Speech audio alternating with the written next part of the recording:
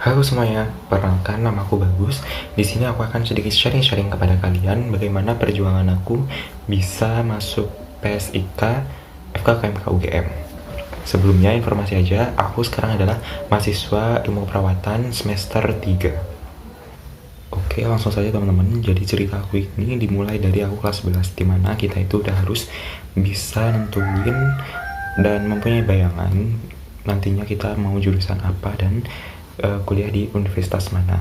Nah, dari situ aku udah tertarik nih di UGM. Karena apa? Karena di Jogja sendiri setahu aku biaya hidupnya itu terjangkau, murah kan, udah pasti tahu semua. Dan juga aku dekat dengan saudara aku, yaitu Pak Deku. Nah, namun waktu itu aku belum pasti nih, belum tahu jurusan yang sesuai dengan aku apa, dan nantinya aku mau ke jurusan apa itu belum tahu. Jadi waktu itu aku mulai cari-cari, searching jurusan apa aja yang materi-materinya dan yang sesuai dengan aku, dan sekiranya aku mampu untuk mengikuti perkuliahan sampai habis gitu. Nah, waktu itu aku juga mengikuti kayak tes minat bakat dan psikologi secara online. Nah, setahuku websitenya itu ini ya, terpercaya untuk mengetahui jurusan yang sesuai dengan minat bakat kita. Nah, waktu itu aku udah tahu jurusan yang sesuai dengan aku yaitu di ranah medis dan yang berbau-bau biologi gitu. Nah, aku belum tahu pasti nih aku mau apa, tapi aku udah ada tertarik ke kedokteran. Tapi setelah aku berbincang-bincang dengan keluarga aku dan minta pendapat ke orang tua, ternyata orang tua aku belum setuju karena ada beberapa hal. Salah satunya biaya ya, takut karena biayanya terlalu mahal dan nanti takutnya malah mandek, berhenti di tengah jalan gitu intinya. Nah, pas waktu SNMPTN, aku dengan pertimbangan banyak hal, atas saran teman-teman aku, guru-guru aku, dan keluarga aku juga, aku masih kekeh memilih jurusan Fakultas Kedokteran Gigi di Universitas Jember, dan pilihan keduanya biologi, dengan catatan kalau aku gagal di SNMPTN ini untuk masuk ke kedokteran, aku nggak boleh ngambil jurusan kedokteran.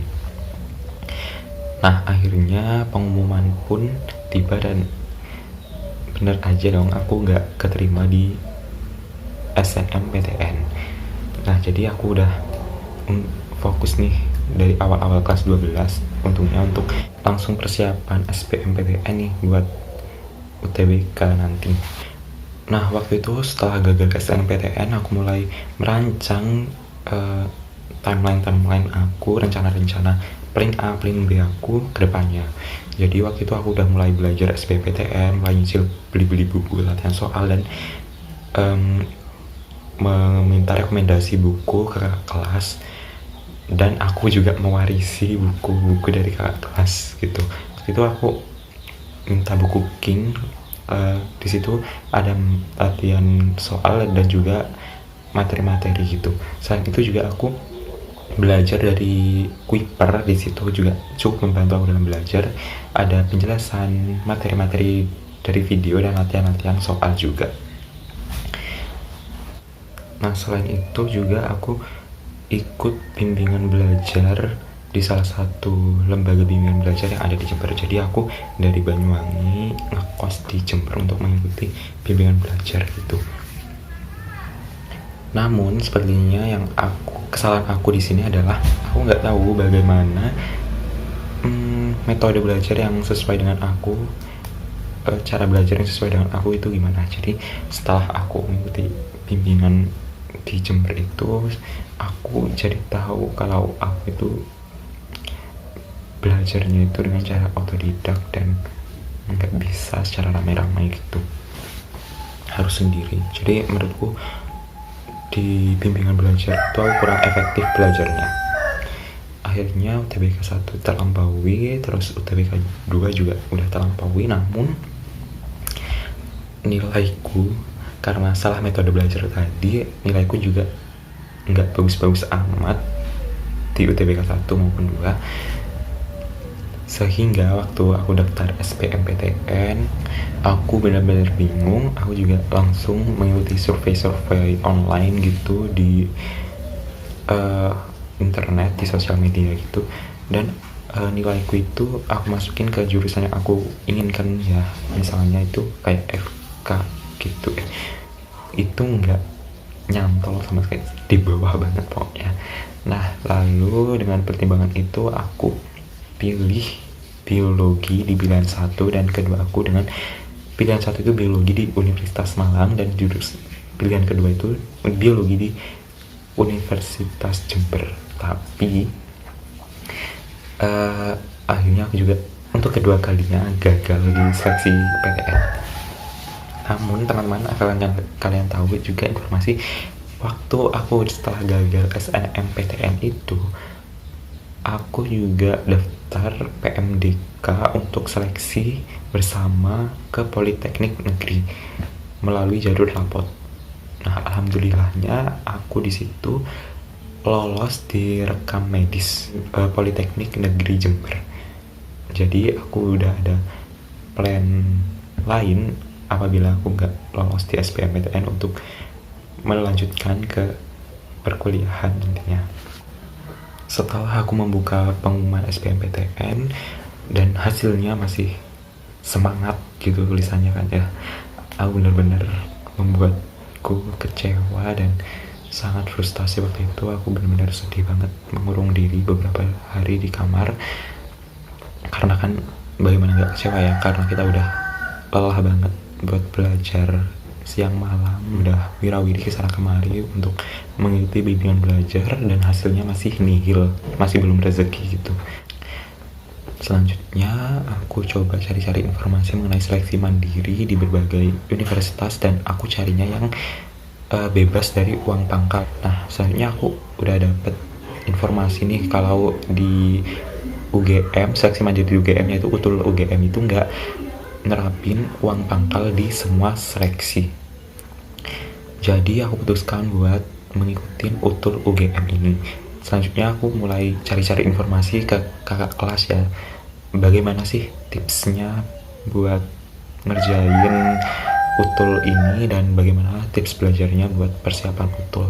Nah respon dari kakak kelas aku ini benar-benar baik banget, dia jelasin benar-benar sampai detail banget, dan itu buat aku berterima kasih kepada dia. Dia itu jelasin ngasih tips juga ke aku buat belajar dari soal-soal 3 tahun yang lalu, soal-soal UTUL UGM 3 tahun yang lalu gitu. Nah karena apa? Karena kan kita dari SBMPTN udah belajar banyak banget materinya, udah hatam nih beberapa kali materi-materi dari SBMPTN, kan kita udah belajar gitu. Nah jadi kita josin, kita maksimalin buat latihan-latihan soal, sembari latihan soal kita juga review materi yang mungkin kita lupa, dan sekiranya kita masih ragu-ragu terkait apa yang kita ketahui. Nah saat pendaftaran UTUL UGM ini kan kita diwajibkan untuk memilih jurusan yang kita pilih, yaitu pilihan 1, pilihan 2, dan pilihan 3. Nah di situ aku benar-benar bingung banget mau pilih apa. Dari situ aku coba minta saran ke teman-teman aku, searching lagi di internet, dan minta pendapat dari orang tua aku dan keluarga aku gitu. Nah setelah aku searching di internet, aku kan minatnya di ranah medis ya, kebetulan aku juga waktu itu searching mengenai ilmu perawatan. Nah di situ aku lihat-lihat nih, baca-baca materi-materi apa yang akan diajarkan di situ, dan nanti ranah kerjaannya bagaimana.